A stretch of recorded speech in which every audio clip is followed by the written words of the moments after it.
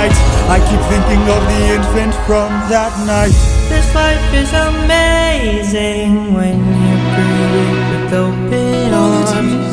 Whatever we face, we'll be fine if we're leading from the heart.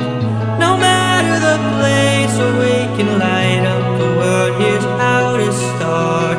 Greet the world with open arms. Greet the world with open arms. Apologies.